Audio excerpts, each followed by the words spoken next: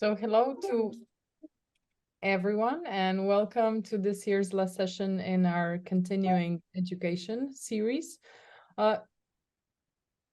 Today we will be discussing grants and contests and how to prepare for them with John and Anush. And I will just take a minute to briefly introduce John and Anush. I know many of you are already familiar with them, but John first always likes to say he's a human, and second, he's a photographer. I really love that about you, John. And also love your curiosity, your life lessons that you're sharing with us, and your wisdom that inspired many of us, including a lot of our students. Besides many of the awards you received, it's the Robert Capa Award and World Press Photo of the Year, which you will tell us more about a bit later. And then Anush is a photographer focusing on social narratives. Last year, her project Bettered Waters won World Press Photo for long-term projects. And what I would like to highlight is last week when you talked on an event on 7 Insider is the reach that the project got, the impact it had, and the exposure it got, and that this was really something you wanted to achieve with the project, and that this gives the context of grants and award really a meaning in this industry. Besides that, Anush is also National Geographic Explorer, and she also received grant from Canon for female photojournalists. And I would also like to mention that both John and Anush are advisors in our new one-to-one program in 7 communities. So we're very happy about that. And we're also very thankful to PhotoWings to allow this kind of programming and supporting 7 community. So Anush and John, welcome to this session on grants and contests. And I will really leave you to discuss your projects in the context of contests and how your processes go. How do you submit your projects, and what are your strategies for success in the industry? Thank you. Thank you, Nika, for the introduction. Well, John, we were thinking the idea was for us to begin with the thoughts about our winning experiences. I mean, I know, but the story, but do you want to maybe tell it once again? Like, how was it when you, like, what happened when you found out that you won the photo of the year, the World Press Photo of the Year, and, you know, what was it for you? What did it mean for you? I was thankful. I had completely forgotten that I submitted, and in fact, when I got the phone call, I didn't even know what it was about.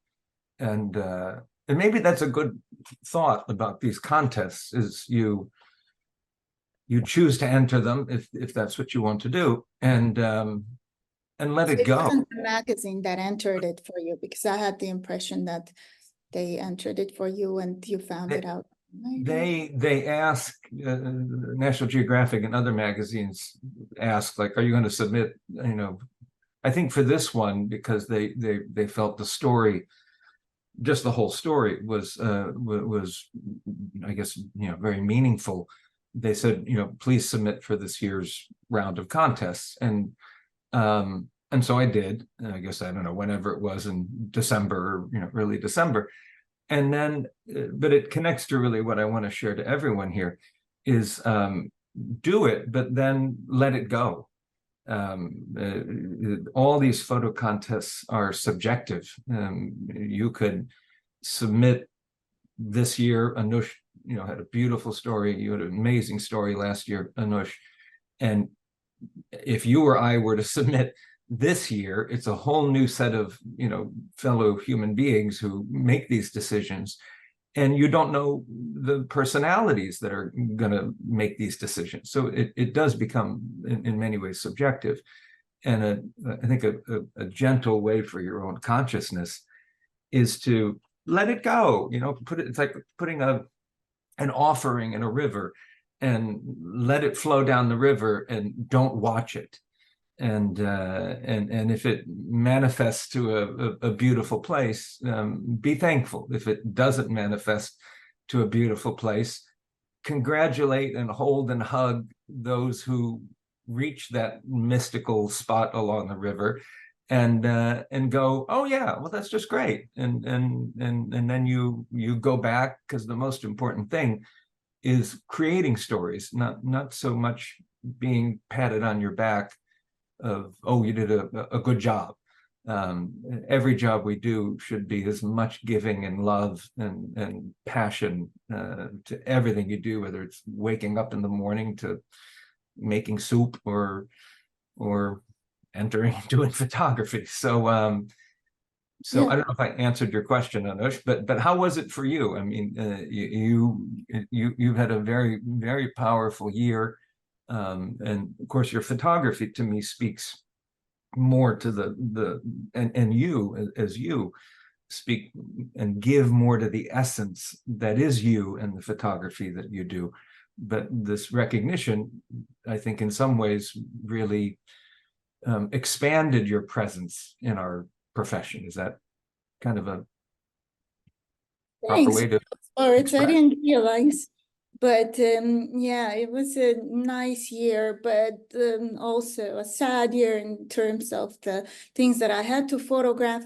Hey, what you said earlier about the river and about like throwing into the river and letting it flow, it reminded me, we have a saying in Armenia, which is a little it's more related to kindness. Do something kind, throw it into the water, it will come back to you. And more about kind deeds that you don't have to follow up with. But this is different, and I agree with you. You know, do it, forget it, and if it happens, it happens. If not, don't take it deeply. And yeah, and yeah, another thing about what you said about sensitivity, and I'm not sure why exactly you mentioned it, but thank you. I realized something the other day. I was reading about sensitivity, and it was Rick Rubin's book, and it mentioned that that he was actually talking about artists. Maybe we're not always artists, but sometimes we are. So about the fact that it is their sensitivity that is a key to the work being good. And it is also the reason why they struggle a lot and why they take things heavily, and why they beat themselves up when things don't turn out well, such as contests, and so that it all connects, as you would expect. You would say, don't do it, don't worry about it. If it doesn't happen, it doesn't. But that is exactly what makes us doubt ourselves and worry about who we can be as photographers, about human beings who make a difference.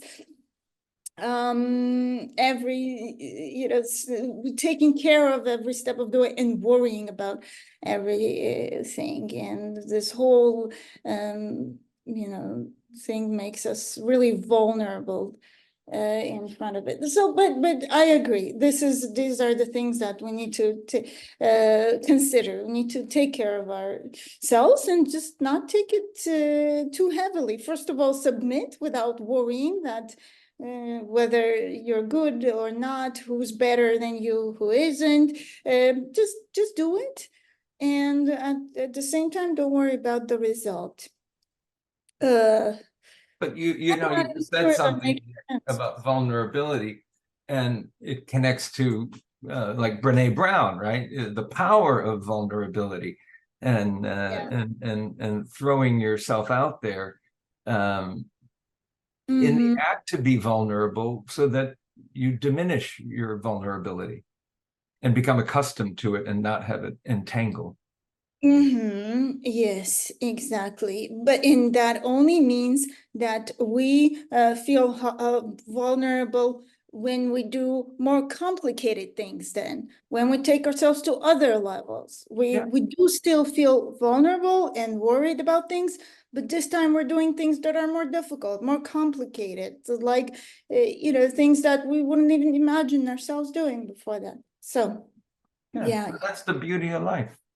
And in these contests, again, if I can share with everyone who's so beautifully here with us, I know some of you here. I'm looking at the list. Hello, Irina, and others. That is really it's about giving in this gift of life that we all have to create stories that you find deep meaning and purpose in, and what comes from it is kind of in regards to a contest. I'm not trying to diminish it, but is really irrelevant. And if you can give to it and it's recognized within this bubble of our business, how beautiful. And Yeah. and if it isn't, don't torment yourself because of it. You get back up, and you don't even have to get up. You didn't even have to fall down.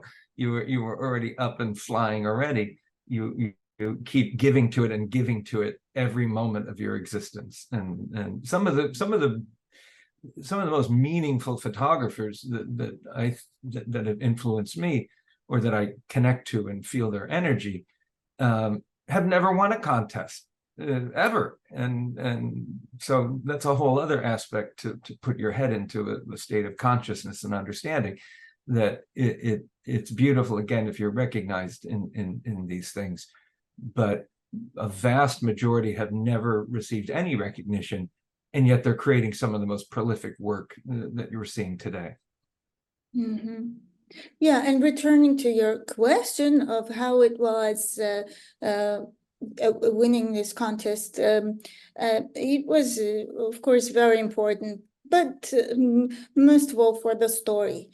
I suppose it was good for my career as well. It's one of the milestones. I think I can consider it one, but also most importantly, I was always worried whether to what extent I can show these images and the stories, right? And how widely will it be published? What will happen to it? And the exhibitions happening now, the World Press Photo exhibitions that are more than 80 around the world, constantly happening this year. That is great exposure for this story, of course. It shows not the entire project, not all the 30 images that were submitted and are on the website. It's probably half of them or 12.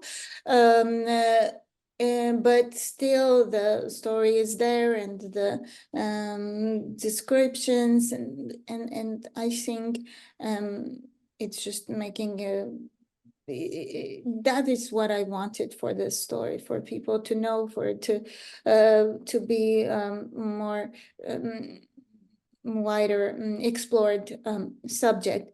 Now, I don't know to what extent it's making an impact, but those are the things that take more time than just a year. So we'll see where it goes. Actually, you bring up a good point, Anush.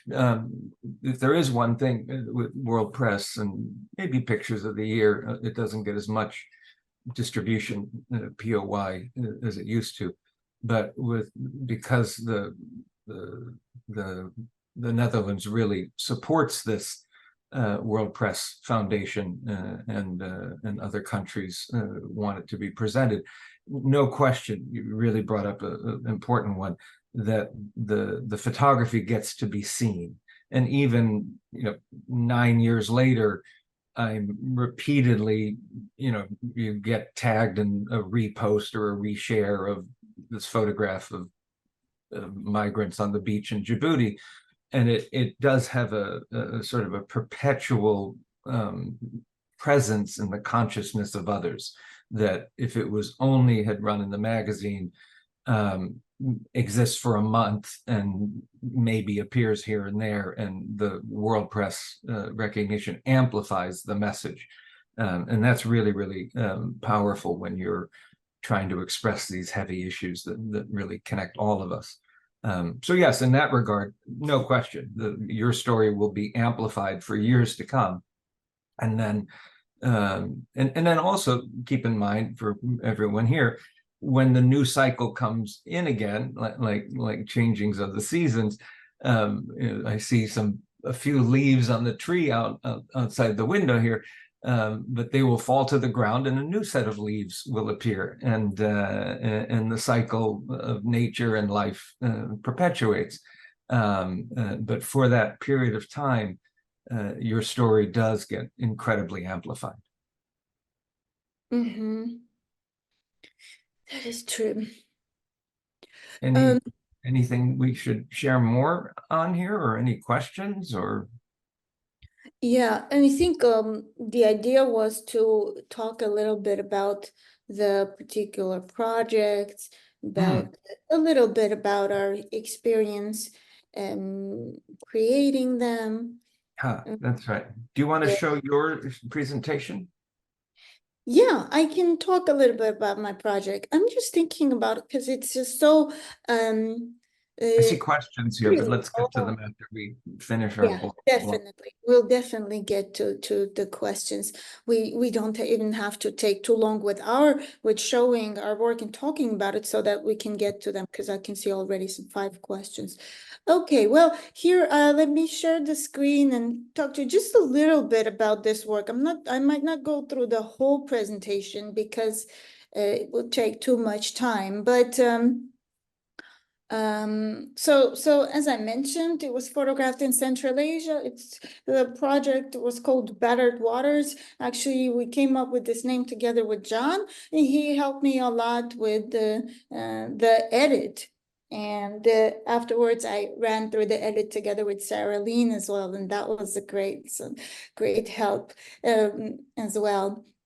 So the way this project is arranged, actually, with Sarah Lean's advice, is by country, and it begins with Kyrgyzstan, from glaciers where the river Narin begins. And the whole story, the project, is about water management and the collaboration between countries that exist or doesn't exist. These questions of hydropolitics, right? But the real basis for this story, and this is the map with the locations, the 2 rivers here are seen on the left side, for countries of Central Asia: Uzbekistan, Tajikistan, Kyrgyzstan, and Kazakhstan.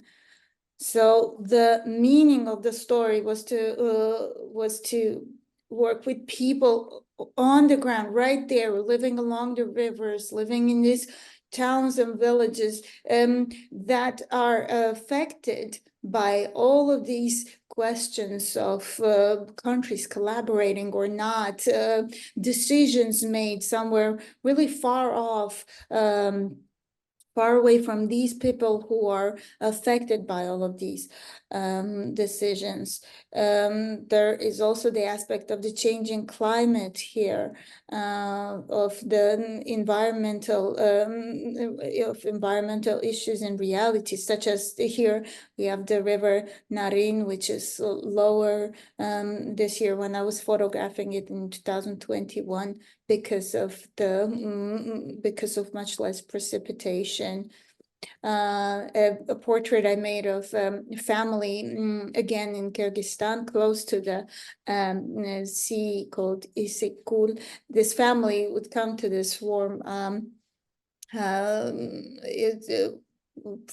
pool of spring water because they didn't have electricity in their village to heat water, and electricity also depends on water, because hydroelectric plants in Kyrgyzstan and both and Tajikistan are really what are really what makes up for the electricity in each country. So this is the work still in Kyrgyzstan, again, by the reservoir Toktogul. We worked with a person who had to move his hut, this little house that you can see. He had to move it up the shore because of the fluctuating level of the water here. This is him as well. He's actually a photographer who's at the end of his life, he ended up being a fisherman, and then didn't work any longer when we met him. And in this case, this boat was turned into a taxi because the road to the main road between a village was covered as a result of a dam construction. So that's an example of not following up with the infrastructure. You build something and then something else happens as a result, but nothing is done and the road is covered with water. So those are the such questions that the story, the project overall relates to. Damages because of a conflict between Tajikistan and Kyrgyzstan that relates to a source of water. Another glacier, this time in Almaty. It's very close to the city of Almaty, and the city depends on it for its drinking water. And this is one of the more known pictures of this project. It's on the former bottom of the Aral Sea, and I actually was expecting to photograph the desert here, but I met these three women bathing by the spring water. It was really hot, this water, and they were just there to because they believed that it was good for their bones and joints. So I spent quite a long time communicating and photographing these women. It was really interesting. I love it when I can just stay in one place for a long time. It's the best, and sometimes it's not possible. Again, on the former bed of the Aral Sea, they breed camels here now, and there's always wind and the sands rise, and it's a really uncomfortable place for people to live. And continuing to work in Kazakhstan, I photographed this mosaic of the Muse by the Balkhash Lake, and this lake is now sort of living the same fate as the Aral Sea. Its levels are lowering each year. Problems with drinking water in Kazakhstan, and a bit of a symbolic image of ship on dry land. It's not really a ship, it was a restaurant, but it was just interesting and fit into the story. A bit of this is an interesting image for me because these are onions, and in order to water this field of onions, Kyrgyzstan allows okay, it's a little complicated, but these onions are exported to Kazakhstan, and then water is also exported to Kazakhstan, and in exchange to that, Kyrgyzstan allows exports of Kazakhstan through its territory. So this exchange of water, because Kyrgyzstan is really a more water rich country, and Tajikistan, they're both upstream.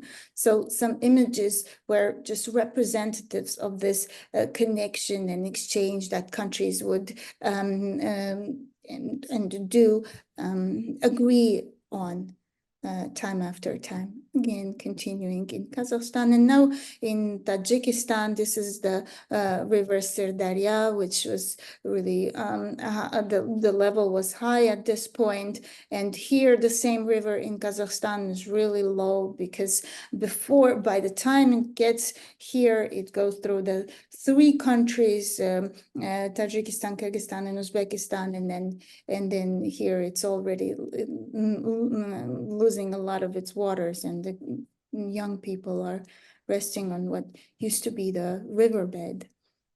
Let me just move forward a little bit through these images in Tajikistan, and bit of what shows the hydropower plants. This image also was interesting. It was among the Nat Geo pictures of the year last year, and shows this woman who's traveling from one place to another where there's electricity problems also connected with the hydropower plants. And in the background is the Nurek Reservoir, where the Nurek hydropower plant is. Yeah, and let me just go through this.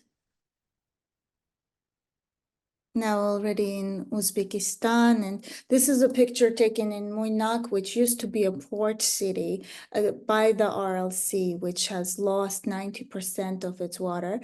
And now, because of its water being so far away from the city, it's obviously no longer a port city. And this girl here, Dinara, she's 18, she's getting married. Her husband-to-be and her own parents are all connected with the fishing industry. Her parents used to be connected during the Soviet times when this was a much better off port city, and her husband works now still by the RLC in the not in the fishing industry, but getting this tiny brine shrimp that is now more, there's now more of it because of the salt on the shore. Again in Uzbekistan. And yeah, I think this is the last image of the river Amudarya, and it was fall, it was sunset, so everything really came together here. And the river had this red color, but it wasn't something unhealthy. It was just the silt. So basically the dirt that's on the bottom of it that had this color, that gave the water this color. And so I think it was special to spend some time with this image. And then some dogs came barking and we had to leave. So yeah, that's it. This is now another project.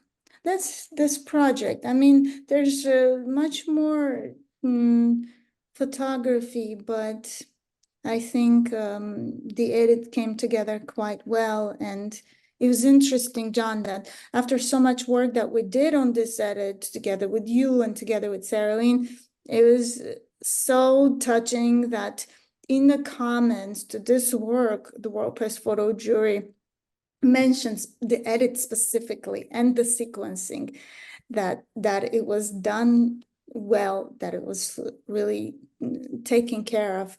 And I was so happy that they really noticed it. They really noticed that so much work was put in the edit, in the sequencing, because so much of it depends on so much of the jury noticing your work depends on the edit. You might have a lot of photography, but you're putting it together into these 12 images in terms of the story, and 30 for the long-term story is not easy. And I often advise it's good to talk to an editor or a photographer, and to work with someone maybe to put your edit together, because you might not always be your best editor.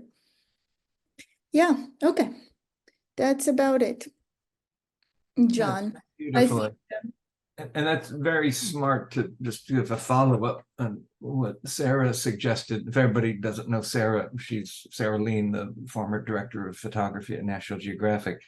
And it's smart that she she did it very much how it's done at the magazine. So whenever any one of you or any one of us, all of us, do a story that's multi country based or a journey story, let's say, don't jump between countries. You stay in the narrative of the country, because it's a photo essay in any story is like a novel, and if you mix it up, it's like taking a novel and bringing chapters and smearing it across different parts of the book, and then you lose the narrative thread. And in many ways, you can see the power of Anush's storytelling, which is what the long form and long-term project category is in a lot of these contests. A lot of contests have different long form categories. It is long form or like novel writing, the novel video, visual writing. So yeah, so it always wise to listen to Sarah, because I've been bonked on the back of my head at times by her saying, no, Stanmeyer, you got to go the path of the story, not all over the place. And she's absolutely right. Mm-hmm. Well, tell us a little bit about your image, about the signal, about how you created it. What? Sorry, go on. You were thinking to tell us about how you photographed it, what the backstory, the behind the scenes. I thought it would be best to be open and vulnerable to all of you, instead of showing the whole story, because it's very long. I thought I would show you the entire making of this one moment along the Red Sea in Djibouti, and really I guess I should share my screen here, to really kind of demystify things, and very much how the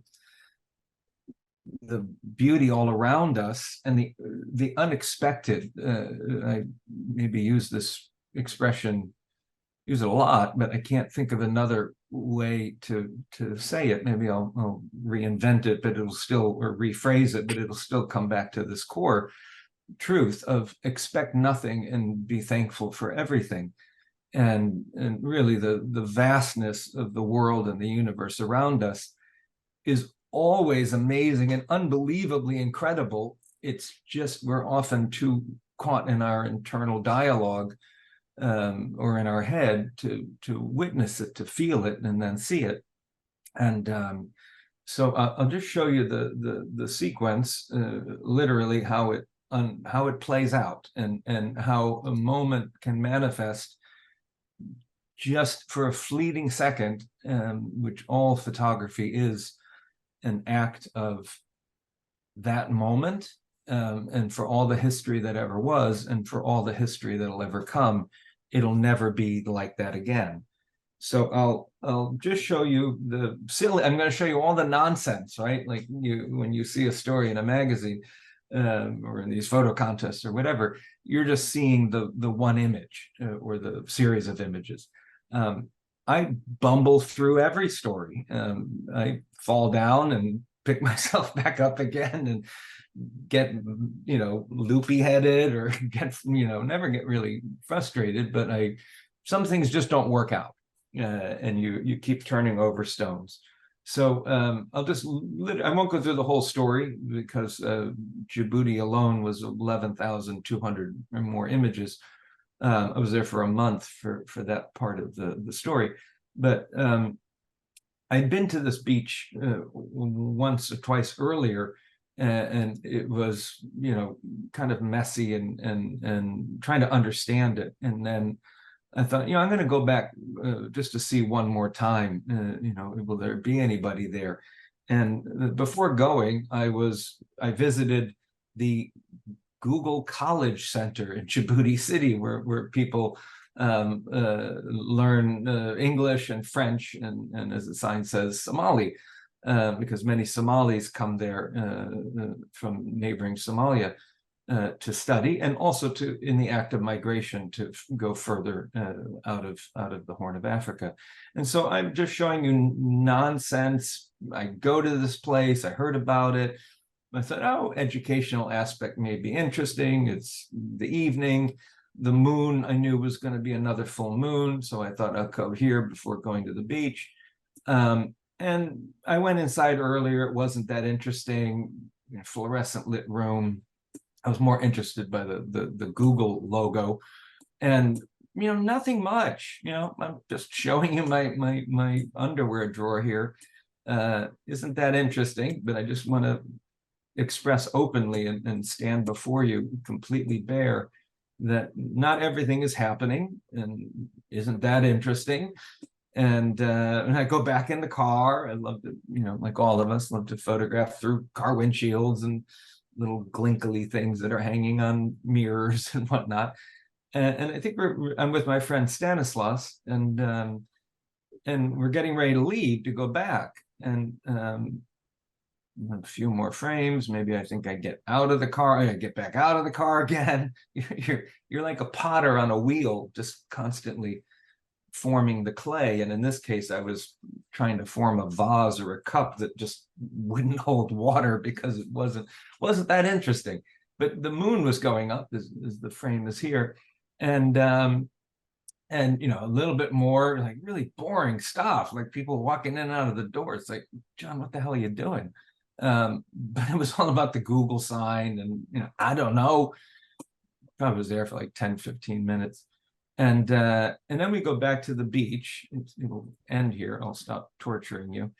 And we go to the beach, and that's the first frame on the beach. And I had sprained my leg earlier, a few days earlier, walking through a lava field. And so I was sitting, couldn't move very much, and sitting on a pile of really rubbish on the sand. You can actually see quite a bit of rubbish here, on the ground.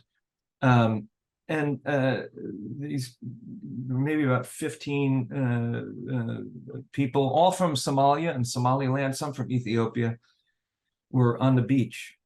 And they do this almost every night. They pick up a SIM card from Somalia in the black market. It's illegal to do this, to get a foreign SIM card, because right here, I don't know if you can see my mouse zooming, or right in this corner off to the right, about 50 kilometers away is Somalia. And if they're lucky, they literally stand with their phones in the air, shaking them in an act they call catching, or trying to catch a signal. Because if they can catch the signal, Somalia has the least expensive mobile phone network on earth. It's like, less than a cent of a euro or a penny per minute. And so countless people come to this beach to speak to their loved ones anywhere in the world. Even I met people who were trying to connect through Skype to speak to their family members that had already reached Sweden, to ask if their immigration papers had arrived. And so I got to know some people on the beach, and it's quite a sensitive thing. So you have to become kind of kind with everyone and let them know you're not here to intrude or directly be in their way. And so it's really just a natural human flow. And you can see how quickly this gift of everything around us is presented. They're holding their phone up, and I can't really move again because my leg's quite hurting, and I'm just sitting in the sand. And slight changes of composition, and I can start to feel the composition coming together. And this gentleman begins to raise his phone, and then it just comes together right at this moment. And there's just 3 different tone versions for when I have to print or not.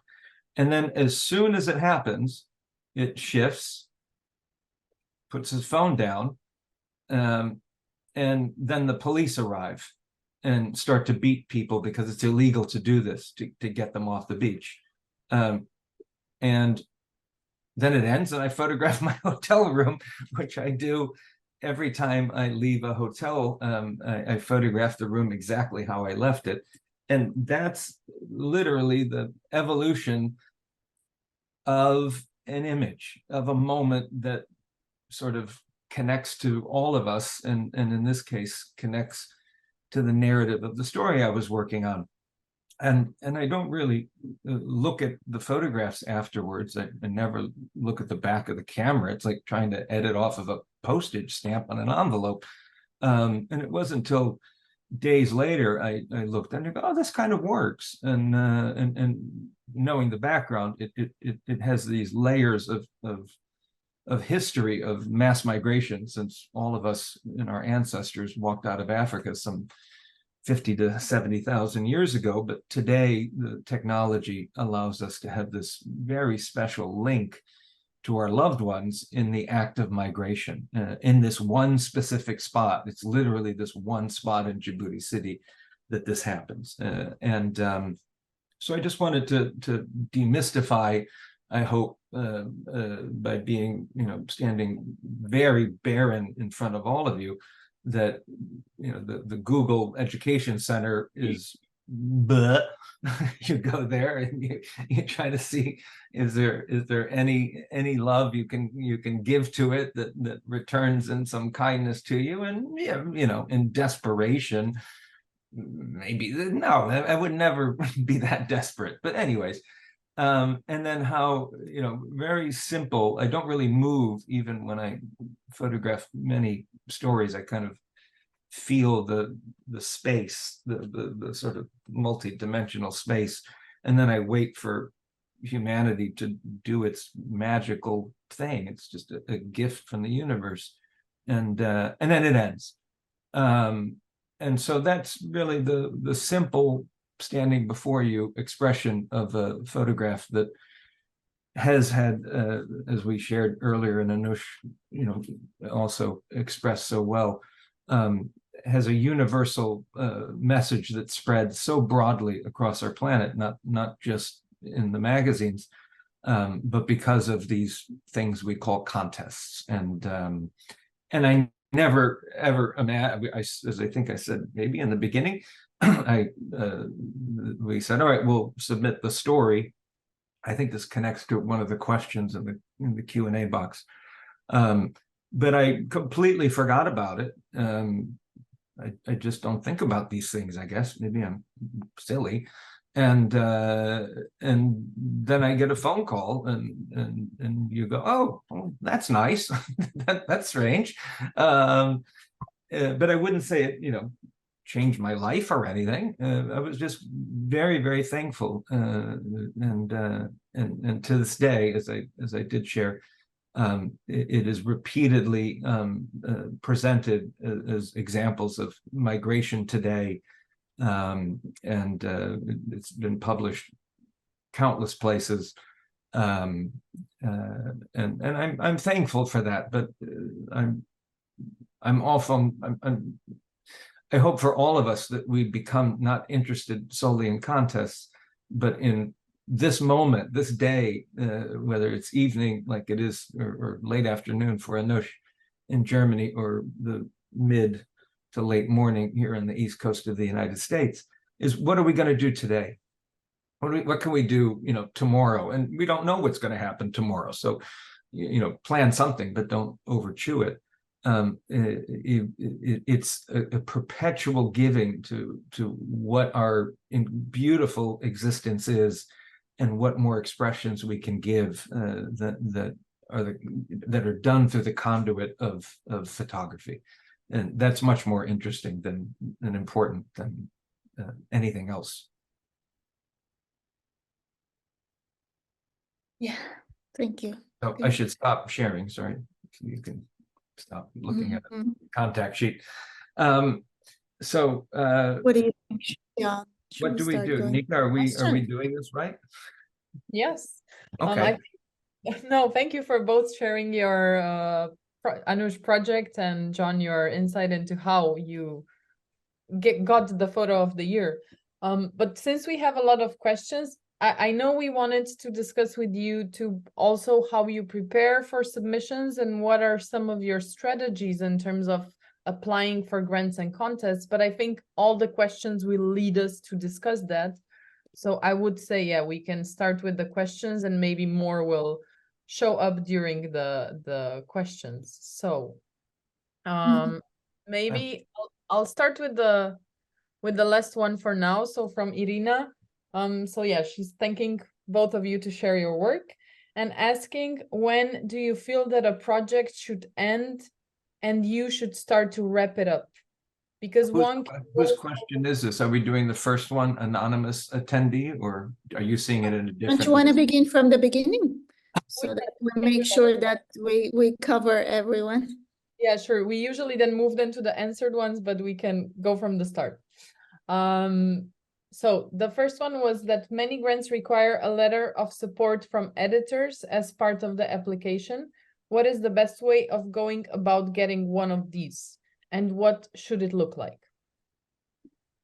John, are you seeing the questions there in the Q&A? Yeah. I mean, I can share something, but I don't want to jump in first because I don't remember. I guess it was always required to have some letter, I guess.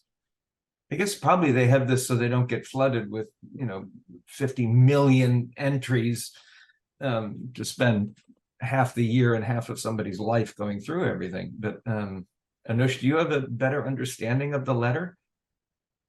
I think they're doing it more just to have a guarantee that the story will be published. So that's why they want a letter of commitment or a letter of interest. That depends on the grant. I know the Pulitzer Center, it requires this. Other organizations such as IWMF, the International Women's Media Foundation, doesn't really, but they prefer for the letter to exist. Yeah, it's a letter of commitment from an editor but it doesn't have to be the kind of letter where the editor is definitely committed to publishing in. It can be a letter of interest that they're ready to look at it and consider it. And what is the best way of getting one is writing to the editor from whom you want the letter. And asking for this, telling them about the story and asking if they might want to send you a letter if they're interested. And that's it. And sorry, go ahead. And yeah, and it shouldn't look like anything else than what the editor writes. They will, if they want to write that they're certainly interested or they might consider it, whatever format is, whatever the text is, would be useful, would be helpful. It just seems sort of torturous, though, that they're asking. I didn't know that you have to get a letter. It's not easy, your... especially for early career photographers to reach out, and a lot of editors don't even reply. It's not an easy thing. Yeah. It's so the reason why I'm asking to have even some understanding is I had a photographer, Iranian photographer, who took one of my workshops this year, asked me if I would write him a letter, sort of, because I'm not an editor, saying when I guess confirm that he's a photographer or something like that. I think usually in the past, I remember it was more a letter, not from an editor, but just to know that you're not, that's a hobbyist. To show people that you're if you're to give some legitimacy, maybe it could be what there is. And so I know the person and I know the photography, so I will write the letter. And I just got back from a trip, so it's reminding me I got to do that. Yeah, I just think it's torturous to have people who maybe have really great work but haven't yet worked for a magazine. And then how do you get the fear factor of, oh my God, I got to write an editor? And you're so right, Anush. How many times even is it for us when we know editors that it could take days or weeks for them to even to respond? What a brutal psychological approach. It's not easy, but you should still reach out, give a short description of the story and maybe some photos and see what happens. Okay. Anonymous, I'm sorry that they asked that. It does seem a bit odd to me, but I don't make the rules. Yeah, I would just encourage here, because we do have a lot of editors that are guests on 7 Insider. We also have some guests on in the community. We do have event workshops with editors. So I would suggest first reach out to those that have a connection with us and that they know Seven Academy, they know Seven Foundation. So I think this would be the easier way, because sometimes in the events we have, they share their contact with you. So this would Wow, okay. It's a great suggestion. At the same time, the thing is that the photographer usually wants to reach out to the editor where they want the story to be published. That's the thing. Like they, for example, they're really interested in the New York Times, and that might be possible too. There's a lot of editors in the New York Times. Just don't be afraid to ask. That's a great suggestion that you gave. Yeah. And also editors know other editors, right? So they will know which like publication is the right one for the story. And we will have, because next week, for example, we have an editing workshop. We select 6 students, they participate. So I would just say keep contact. Don't just have one contact and then disappear for 3 years. So stay in contact with people, and yeah, you might find a way. And dear anonymous one, don't ever be afraid or have low energy of yourself to reach out. Every editor has 10 fingers, 10 toes, just like you. Maybe they had a bad thumb accident and they only have 9 fingers, but they're just fellow human beings. And so don't, never look up to anybody and never look down to anybody, but definitely never also look up to anybody. Everyone's just the same. And you throw it out there. And if they don't respond, don't take it personally. If they do respond, just be thankful. Yeah. So thank you, John, also. Let's now head to the question from Doug. He's asking, when you apply for grants, are they grants that are a one-time grant of the total purse available to you, or are they grants with one-to-one match? If they are one-to-one matches, can you share things that you use in the one-to-one match? What's a one-to-one? Try to understand that. I know of a one-to-one match, like the Out of Eden walk, for example, that I'm not the walker, but both Anush and I are very close friend, Paul Salopek. He does a fundraiser every year, and another NGO will match the donated funds as a one-to-one match. But I've never heard of a grant being a one-to-one match. It's like, here's the grant. If you receive it, that's the funds you have. Yeah, so these are usually not matching grants. These are usually just a certain budget grants that you need. But maybe The answer is just as strange as the question. Yeah, just Doug, if you're still listening, maybe if you can just clarify a little bit the question, and It's we'll X number of euros or dollars, and every grant is different, and they're not matching grants, that for sure. Never had anything matched. Be nice if somebody matched the grant. Like, sure, here's a $10,000 grant, and then magically somebody comes up with another 10,000. maybe it's more. I thought that's if you have 10,000 and you're looking for matching. Wow, that's even more unpleasant. Okay. Yeah, I would understand it in terms of content, but let's wait for Doug, because he's a regular in our events, and then let's see if he will explain it a bit. Come back, Doug. So you know Doug. Okay. Okay, then Desiree is asking, what's most common criteria on contests, telling stories or impactful images? Because it's very common to see pretty pictures on the top picks. Well, with the World Press Photo, I wouldn't say it's common to see pretty pictures. Yeah, and sometimes even not super powerful pictures.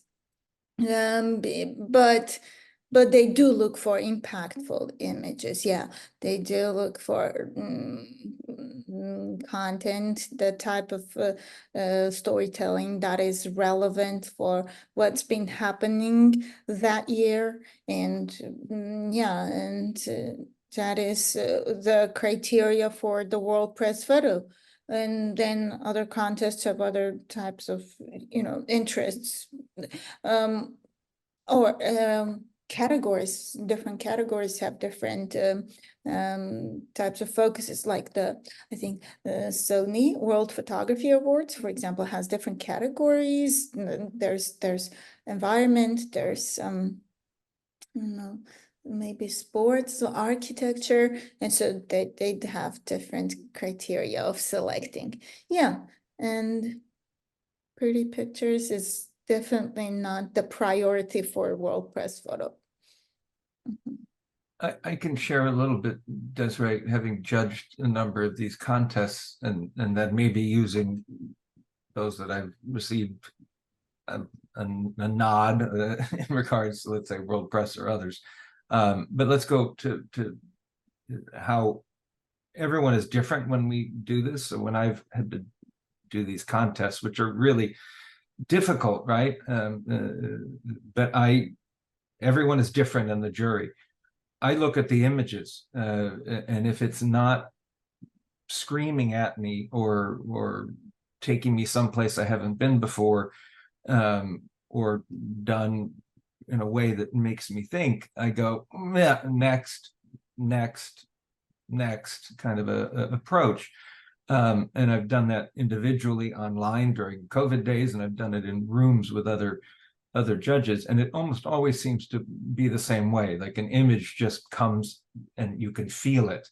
Again, it's all subjective by the people in the room, so don't torment yourself about what's right or wrong. And then telling stories are an impactful image. In regards to the photograph on the beach in Djibouti, that was submitted in a 10 or 12 image story, and every contest is different, if we're going to speak about contests. And World Press is maybe one of the few, if not only, that they will take an image out of a story and say, we like this in an individual category. So I don't think the photo essay received any recognition, but the image itself was actually, I think it did it did win in the story, right? Because I think at the time, now it's regional, the World Press. 9 years ago, up until just a few years ago, it was just like a one lump sum of everything, which kind of wasn't fair to the majority of our planet that's so diverse, and whether you're accessible to impactful, oh my gosh, news breaking stories or not. And but that image came out of a story. Then ironically, that same, and here's where it gets messy, Desiree and everybody else, or really where it gets like, untangle yourself, please. Then that same image wins just as an individual category in Pictures of the Year, because I did separate it out of the story, but it didn't receive anything in the story in Pictures of the Year, but it was the first place winner in whatever that category was for Pictures of the Year. And then I can give you an example last year. This one's even weirder. I was on the POY jury, and my picture came up as 5 of us are online. And because I was on the jury, it was a finalist. It suddenly gets disqualified because I'm on the jury. So it's like, and I wasn't going to argue about it. I said, oh, well, it could have won something. I don't know. It was like one of the 3 finalists, and it only came up at the end. And then somebody in the center that's viewing all this at the University of Missouri messaged me saying, we have to disqualify you because you're on the jury. So it's really subjective. It's really completely nutty in some regards. It's about great images and yes, great storytelling. And I think for a storytelling, look at Anush's story on Troubled Waters, and each image complements each other. Each one expands the narrative, and I knew it would get not like an award or anything, because that isn't why we do this stuff, and I'm sure isn't what Anush was directly thinking. But of course it would get recognized, because it's the sum of the whole parts, and each piece of the part is beautifully done and important and impactfully done. But I wouldn't, Desiree, and for anyone else, be concerned if it's about telling stories and impactful images. You know what? Make every story you tell be a collection of impactful images. Thank you, John. Mhm. Then Anush, a question for you. Mina is asking, Anush, you mentioned 30 photographs of the story featured in your website. Is there some kind of guideline how many photos to put on your personal website, or is it only your personal choice? When we submit our work to contests, we are limited to 9 to 12 photos, but is that the number of the photos our story have to be full for understanding, or is it fine to have more of them to tell the story? When I was mentioning 30 photos, I was talking about the WordPress photo website. And for your website, it's completely up to you. There's no guideline, but yeah, generally, maybe for something that you've been working on for a long time, it's good to select some 30 to 40 photos, 20 to 30 for your website, maybe, and more for a presentation, and maybe something on which you didn't spend that much time can be yeah, shorter, like 10 photos or so. But in terms of contests, if we're talking about the WordPress photo, they accept, I think, 12 images for the stories, and for the long-term projects, it's 30 images. And a full understanding it all depends on the story. You know, like I said, you can use more images if it's something that you've been working on for a long time. But it just all depends on what story you're telling. The number of images, the format of the story, the media that you use, everything really depends on what you're trying to tell your audience. Yeah. I think that's it. John, would you like to add anything? I think, it's a good question. Because we're talking about photo contests, I guess every contest has a different criteria of how many images you can enter, right? It's like going into a restaurant, and one side of the like 5 restaurants in a courtyard, and one has 9 options to choose from, another one has 8, and maybe another one has 12, but I'd rather you go to either one of them, because they're all making delicious food. And when I use that as delicious food as an example, make your images impactful and giving and powerful. And when you do it for your personal website, there's no restrictions. It's just it's a painful letting go, I guess, when you have to edit down to 9 to 12. But then make it the most narrative connecting. Don't overthink it, and get, like Anush said earlier, get with somebody that you trust, that you feel you can be open and vulnerable to have them look at it. But there's nothing worse than I'm going to destroy all these sacred cows. There's nothing worse than like portfolio reviews, and I know they're good and they're beneficial, but look, say there's 10 editors you're going to go see in a room. You're going to get 10 totally different opinions on the same story, and you're going to go mad. You're going to go mental because there's totally 10 different perspectives. Take each perspective and see how it fits for you. And when you submit your story, give to it how you feel without overthinking it. God, it's what we do as a species, way too much. And then, as I said, put it in the river and let it flow to where it will flow. Yeah. Okay.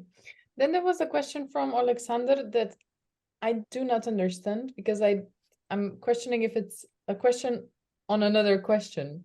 I think we answered it earlier for Alexander's question, whether it's a series of images or a powerful image. Okay. Not to dismiss you, Alexander, we talked about that earlier, I think. So then it's another anonymous attendee that's asking, Anush, since you're a Nat Geo explorer, can you share your preparation for the grant and tips who are interested to apply? and how this opportunity helped you professionally. Yeah, sure. John is also an agile explorer. He has also had experience with the grant applications. And well, it's preparation is just knowing what you want to work on, yeah, and when you want to do it, how much money you need for it, and who you're going to work with, if there are any people you need to work with, such as for translation or something. But basically, you need to just go on that webpage, find the application form, and see the questions for yourself, and just answer those questions. Take your time, make the answers not too detailed, but just really understandable. And that's really all you need to do, just answer your questions in the application. And tips, well, yeah, think of a story that you are really interested in telling, something that you want to tell. Don't think of what might be interesting for National Geographic, but of course also make sure that you're applying within the right category, like storytelling or education or science. And yeah, and you can also, what are the resources to understand what applications work well? It's hard to tell, but on the website there is enough information about that. Yeah, and how did it help me professionally? I think it was very helpful, because that's how I worked on the project in Central Asia, on this story that then won the World Press Photo. So it was very important. And then there was another grant during the COVID. There was a smaller grant that I did about a story on education in Armenia. Yeah, it's been really important for me. And the explorer community is interesting. I mean, yeah. So what about you, John? How has your application process been? Well, it is pretty straightforward. I guess the anonymous is he is asking specific to the National Geographic Society grants, but all grants are pretty similar. The society grants are quite granular in the questions that they do ask. I've received two, one about 5 years ago, and now just recently one of the level 2 grants, which is a very large grant for a story that I'm already researching now and beginning next year. And it is a deep dive for the level 2 grants. Many questions. But they're all answerable. It's just you need to make sure you don't tangle yourself up in the questions, like anything that we often get ourselves tangled up in. And I would suggest when you apply for a grant that it's something that hasn't been done before, especially on the society side, where it's you're approaching a topic, whether it's the environment, or they don't really do culture stories that much anymore. But science, environment, they can do people, but it has to have a meaningful narrative to it, not just a story on the people of Paris or something like that. And but it's going to get, I would suggest approaching it in a most unexpected way. What that is depends, anonymous, on your narrative that you're choosing. But it is a lot of pages that you fill out.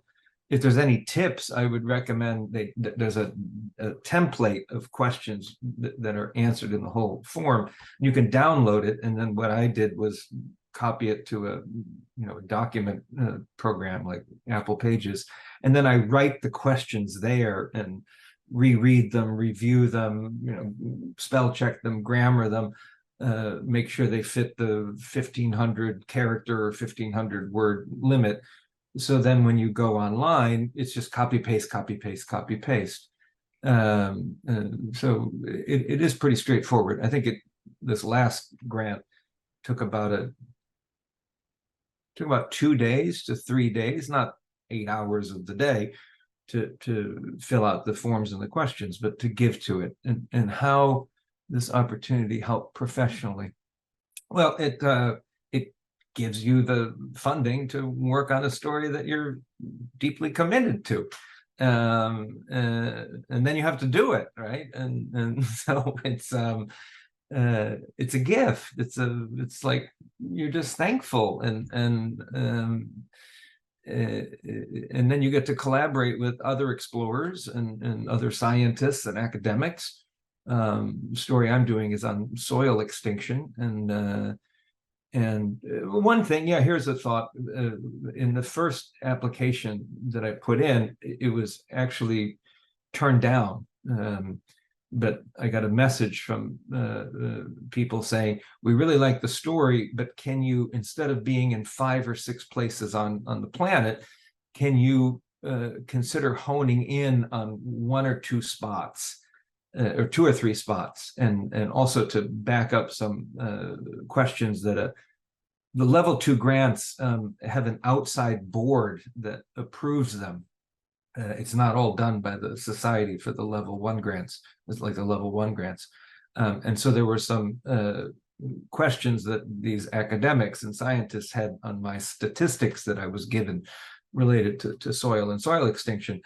And I had the notes, I had the web links, and the resources kept. And so when I reapplied, bringing it from 5 or 6 places on the planet to 3, and then with links to prove my theories, then a few months later it was approved. So maybe try not to make it too broad if you want to do something global on, let's say, malaria, or I think for Anush's water story, it's a region, so it's attainable, but it does become more maybe difficult for the mind of the grant approvers when you start going in a much bigger global context, even though you may know how to do it, or I knew how to do it and do it in budget. But it made sense to spend more time in 3 locations, like a month in each location, instead of 2.5 weeks in 6 locations. And I respected that approach, where less is so much more. So that's my thoughts. And you just, again, on every one of these things, you press the submit button, do, and you go back to doing whatever it was you were doing and let it go. I love that time. Yeah. Yeah, because what are you going to do? You want to sit Of and the day when you have submitted. go mad? And then it was again when I got the email that the grant was approved. I was like, oh my God, I mean, I thought about it, but kind of forgot about it. I'm like, oh wow, I can do this crazy idea I have. How thankful. I felt that just yesterday or the day before yesterday, I sent in a submission for the Catchlight fellowship. Yeah, it's still on. It's the deadline is the 16th. So it's a great fellowship. Have you ever applied for it? No, but a friend of mine messaged saying Yeah, it's like a part of it, but I'm so backwards with all these grants. I should do more, and just too many things going on. Yeah, anyway. Okay, I think we can move forward. Yeah, maybe here now that you mentioned also Catchlight, we do have in our Discord platform, we have also opportunities channel, so we alert regularly on this kind of opportunities. So in case the students or alumni are not yet on Discord, just send us an email to community@7academy and we'll get you onboarded. You guys are on Discord. You guys are cool. Yeah, we have over 400 members there. So it's there's a very lively debate. We post opportunities, event reminders. So Yes. I'm on Discord. I got to do that more often. I'm looking at the Catchlight website now. I've heard of this, but yeah, I guess I need to submit. This sounds nice. Okay, sorry. Let's go back to the next questions. So yeah, now it's Renaud has a little bit longer question. He was just participating in the latest Foundry photojournalism workshop, and he's writing, "Dear John, dear Anush, when you've spent so much time documenting a story, how can you successfully edit it down to 10 images? It seems impossible. There's bound to be some content left out, some information not shared. Every year at the time of World Press Photo, it's an exercise that I find very difficult and unfair to the story to succeed in sharing all the Subtleties. subtleties of a story." Thank you, Anush. "In doing so, I have the impression of working not for the subject, but to win a contest, something that should never be the primary motivation. To work for the ego rather than for information. It's a great persistent malaise, but who doesn't want to win a World Press Photo? Where's the balance? Not so much of a question, but I would love to hear your thoughts on it. Thanks a lot." Yeah, well, for if you've been working on a story for a long time, then it's probably the long-term project category that you want to submit to, and there you're allowed to submit 30 images. But for that, you need to have I forgot how many, 6 images photographed in this last year, so 6, yeah. 2023. So, but the other 24 can be from any year. So that might make it a little easier for you, knowing that, you need to edit it down to 30 images. So yeah, that might, and no, you don't have to do it for your ego, but to win a contest. I mean, don't go too deep into all of that, whether you're doing this for your ego or not. It's just one of those things that you do for your career. Don't you work on your career? Don't you work on building up your career? You went to the Foundry workshop, you're doing other things, you're photographing, and submitting to the contest is just one of those things.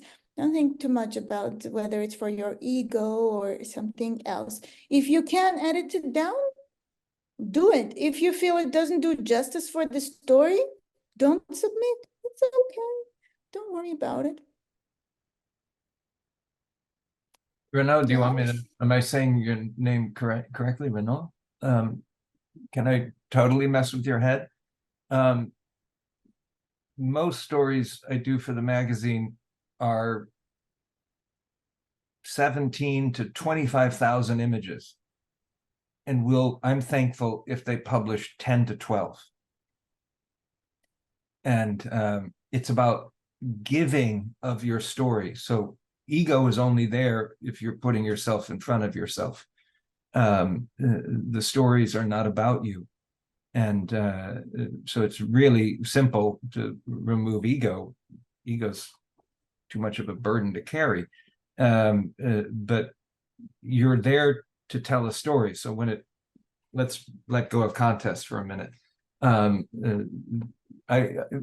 You would rather, I think, or I'll speak only selfishly, I guess, about myself, that I'd rather have 9 double pages in a story, meaning 18 pages of, let's say, a 30-page story, so that you're feeling the images instead of 15 or 20 smaller pictures, just because look at all the pictures that I made for the story. So if we're going to mold that or bring that into the contest universe, that's the same thing. And so it's really letting go, and maybe there is no ego. You just let go of it, and less is more. And you put together, now it is a long form category. And every contest is different too. Like World Press is 30. In the pictures of the year, it's 50 images that you can have. I remember winning some long form story category years ago on AIDS in Asia, and it was 50 images. That part I remember. So it all varies, but just give to the story. If it's 10 images, remove your ego, remove yourself. Anush, you don't remember saying this because whenever I say, you said, did I say that? But you did, and you said, put yourself beside yourself instead of in front of yourself. And if you have the power, put yourself behind yourself. And it's so true. I think of it every day, and these are Anush's words of years ago. Put yourself behind yourself. It's very, very hard to do, but you'll reach that point. And then you'll be able to find the 10 images because it's not about you anymore. It's about what's flowing through what you experienced. And then you, again, put it in this thing called a contest and you let it go. And you go back and you make some tea and you go back to what you're doing and you go play with the dogs or you go out for a walk and you forget about it. Sounds great. Yeah. Always, John, such a pleasure listening to you and your advice.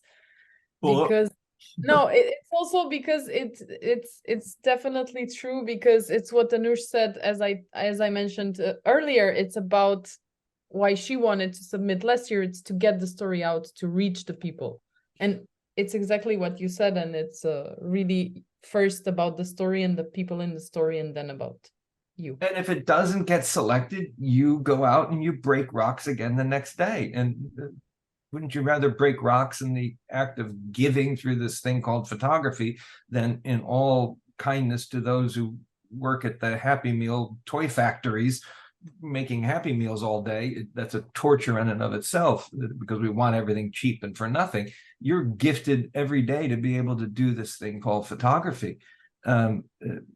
Be dancing in that and don't entangle yourself in anything else.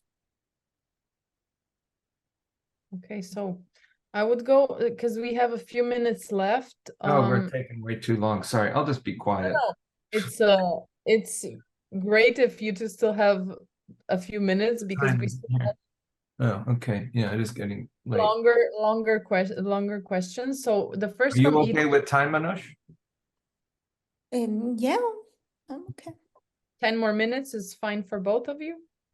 Yeah. Oh, okay. Great. Okay, so Irina is asking, when do you feel that a project should end and you should start to wrap it up? One can work over years and years on a story and it still feels like there is more to tell.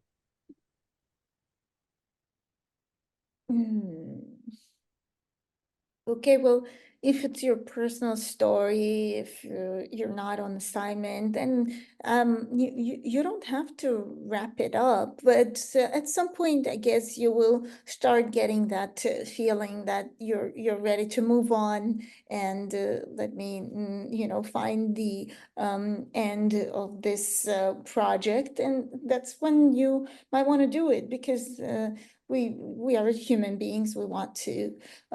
We need some change and we move on after all, even from stories. So when you get that intuition already, then do it. If you don't, if you still feel like working on it, you have, things to tell, that's it. And besides, when you're starting on a story, you need to have a plan in general, a project. When you know what you're focused on and what you want to tell, and you put together this plan and maybe even a timeline for yourself, then just follow that and bring it together. And that's all you need to do. Just don't drag it too long, because then it becomes all stagnant, and then it really depends on what we're talking about it depends. I know a couple of your projects, Irina, that you're working on, and I mean, I'm imagining if you're doing that story about the German repatriates to Germany, then that's something that can easily be wrapped up. It's okay. You can wrap it up. Just use newspaper, not Christmas wrapping paper. Yeah. I don't have much more to add for that Anush already wonderfully shared, Arina, other than nothing probably ever really ends. We all are temporary here, but our presence and energy is perpetual, like everyone else has been before us, and a story is perpetual too. You may want to say, well, if you're talking about the repatriation to Germany story, you feel that it has, think of the pottery wheel example again. You're spinning the clay and you're molding the shape of the vase or the cup. And when it starts to feel like it's your way of expressing this cup or vase, it doesn't mean you can't keep spinning it and stretch it to another dimension. But here's the pot, here's the collection of cups that you made. Present it to the client to see for publication or a contest or whatever you want to do with it. And it doesn't mean you're not going to pick up more clay and mold more that connect to that narrative later, that expands the narrative. So don't torture yourself too much on thinking about it. Just give to the story. Okay, thank you both. Then we just have a reflection from Mohammed that long-term projects is always hard to edit, and that's why he's struggling with that when he's submitting for contests like World Press Photo. So I think we answered kind of that earlier, but Anush, because you did receive the long-term project recognition, any more you can share? Well, I don't know if it was a question really. That's what I'm trying to understand what the so about editing. And should we talk about editing here? And when you submit the struggle of editing. Yeah, that's exactly what I was talking about. It's good to talk to an editor maybe, and see. And and less is more. To do it yourself. Yeah. okay. You often, Mohammed, you can often get like, again, remove yourself and look at your story. And it's hard to do this. You know which are the strongest images. Go with them and let it float. Okay. Yeah, Mohammed is he had an editing workshop with us already, and he's working on a personal long-term project. So yeah, that's why Beautiful. Can't wait to see it. Yeah. Then we have a few questions from Abdelaziz Ibrahim. So first is thank you for sharing your work and your process. And then there's a few questions. Let me just review fast so we're not repeating. Okay, so first one maybe. When I'm asked to write an artistic statement for the grant, should it be project specific? Especially when I'm using different techniques in my own practice. So this would be the first question.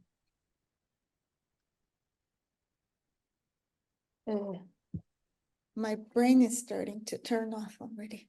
When I'm asked to write an artist statement for the grant, should it be project specific? Yes. It's the statement and it's the description of your project. The artist statement, it's not about you. The artist statement is the description. It's sometimes called artist statement. Yeah, it's what your project is project idea is about. Especially when using different techniques in your own practice. Yeah, and you can include that as well. Okay. Then it's a question because John was mentioning budgets before. So how to handle budget sheets when they ask for it, and should I include one when it is not asked? Okay, so Abdulaziz, I'm just going to go through these quickly, not because I don't care, but the answers, I hope I want to just simplify for you. I always think artist statements are silly, but okay, that's what they ask for. Write it without being too overly waxing about mythological creatures and, here I am, doing this thing. It's not about you, but I guess express something of it. And for budgets, if they're not asking for it, don't include it. If it's a grant that does ask for it, and I'll use then the National Geographic Society grants for, I think, both level 1 and definitely level 2. I think we're both. They want it pretty granular, but it doesn't mean that holds. Let's say it's a $100,000 budget. You want the number to even out at 100,000. It doesn't mean you actually have to do the expenses for that line item that are specific there, right? You shift things around. It's more just to have the grantor, is that the right word, to understand how you're going to use the funds. So when I did the grant, I don't think it took too much time other than to get the math to equal the total. And when it didn't, I kept saying, whoop, that's, too much. I got to take something away from here. Whoop, that wasn't, I'm too low, add a little more here. When it comes to the target audience and publication of the project, what is the best practice for that? Anush? My brain's going fizzily fast. Yeah, my brain is also. So when it comes to target audience and publication, what's the best practice for that? It's what you need to just answer the question. So when they ask you what's your target audience, you just think of who you're telling the story for. Yeah, who's the audience of the story, and then the publication again, where you would like it to be. There is no general practice. The most important is to think of it in terms of what you want, how you imagine the story, and that's why, in order to have all the answers, this story needs to be seriously in your head. Yeah, and you're not just doing it for that specific contest or the specific grant, but you're doing it because you really want to tell that story. And when you know that, then you'll have the answers as well. Yeah, and so you don't have to worry about what the best practice is. You just find the answers in your own imagination and idea for that project. Yeah. Okay. And they expand, and I'm sure that, I know that happens to all of us. I'm sure it happened to you too, Anush, that you have this idea and you go out and venture into a place related to water. And then if you're open to it, I think this connects more to your next question. How do you stay focused on the long form narrative? It's so easy to say it because it just seems so simple. Be fascinated by everything. And so when you're doing the water story, or when I do the soil story beginning next year, I go with with this incredibly fascinating thing I've been doing for the past few years of I don't know.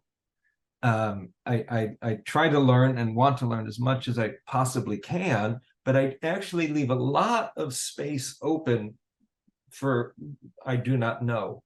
And I'll use an example of this that happens from my kind neighbor next door. And for Abdulaziz, I see if this connects. And for all of you, I hope you can see the connection in this maybe unusual or silly example I'm going to share. In the backyard are many trees. And I have a tree that is the magic tree. And another one is the dreaming tree. And my neighbor, who's so kind, his name is Haridas Das, he comes over and he goes, oh, that Japanese maple over there looks like, I'm like, Das, I don't want to know the name of the tree. That's the magic tree. Because as soon as I know it's a Japanese maple or whatever, I'm only going to see it as a Japanese maple. If you're doing a story about trees and the entomology and the species of trees, of course, know about the trees. But then still don't lose the fascination of the magic in each of those trees, or labeling it as its own species, which is important, but let it be wondrous as the magic. And there you find, when you're in the long form narrative storytelling, I know you will find this, I want to give this to you, that like working on, I'm sure, the water story, because I've done these similar stories on water, you know you're going to be along a river. You know you're going to be dealing with water, right? And so you know about the river, you know about the water, you know some issues about it. But as you get lost in that narrative, in your fascination of the reflection on the water, or a towel that's floating on or resting on some lily pads, or plants or whatever that are growing, you start seeing things that you never imagined. You start feeling things that never imagined. And the more you talk to people, the more the universe of new ideas expand and come forward, because you didn't study and only see the tree as the Japanese maple. And when you are giving to the magic of water, or the incredibleness or the heaviness of any topic, leave a lot of room open for the I do not know, because the I do not know means you're perpetually excited. You're just a little child in trying to discover of the vastness that's around us all the time.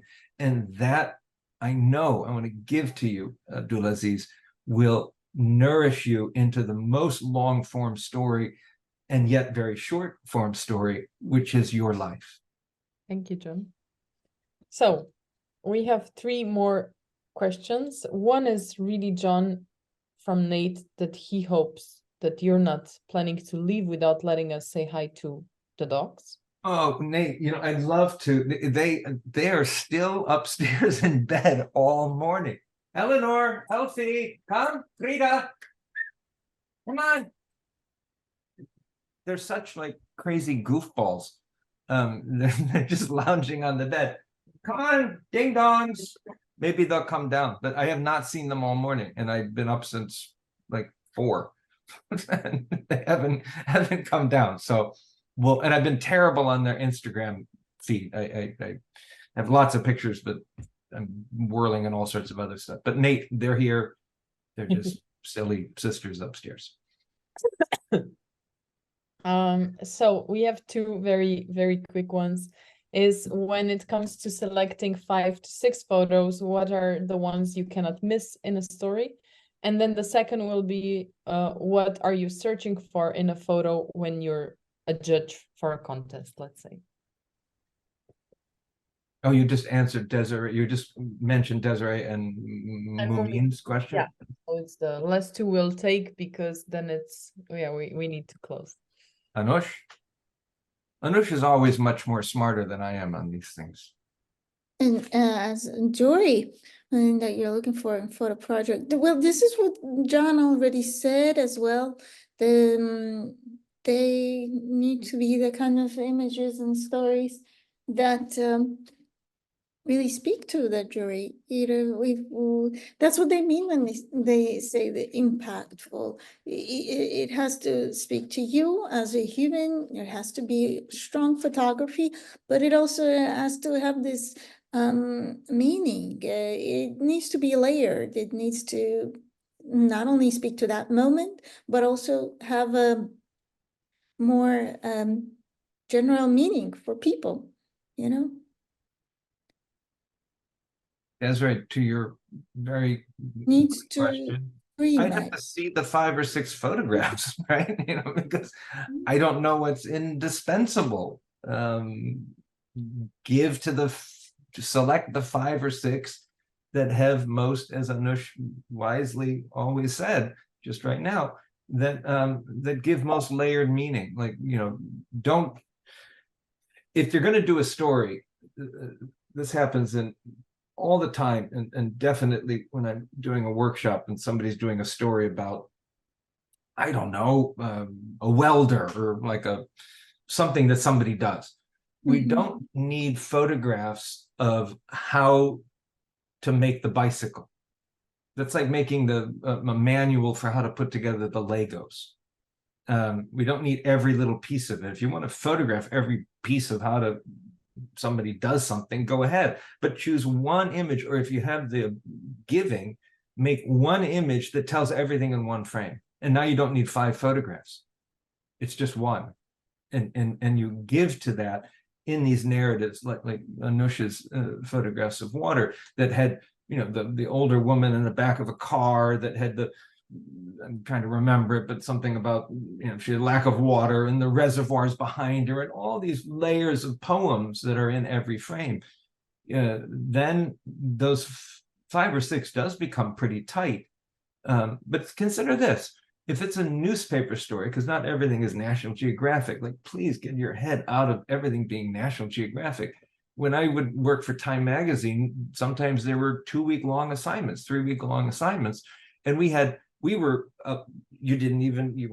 couldn't even imagine they were going to do an 8-page story in Time Magazine. That's huge today. I can't imagine when they're going to do an 8 or 10-page story.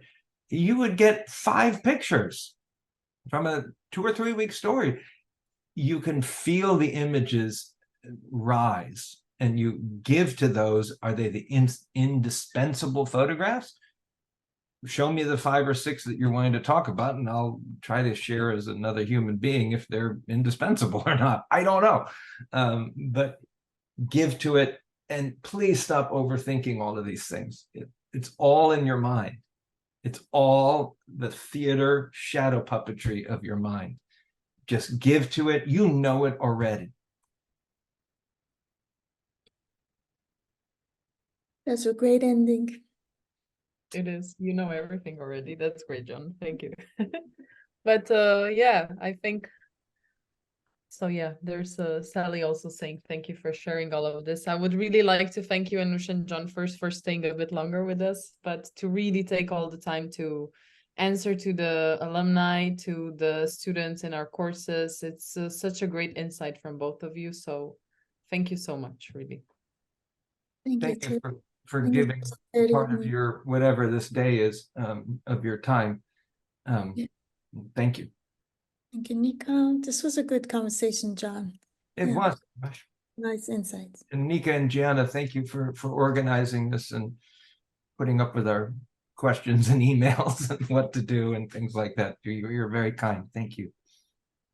Thank you for being here, and thanks to Photo Wings as well for supporting 7 community and doing this in partnership with us. So we're happy to work with them and to have the space for our growing number of the alumni. So I will just invite all the students to the editing workshop next week. We have with Mike Davis also on Wednesday. And on Tuesday, 3 of our alumni will also present their work on 7 Insiders. So before we all head to a short break. So thank you, everyone. And then we'll see you next week at another event at 7 Community. Thank you. Thank you, everyone. And don't overthink. Just be.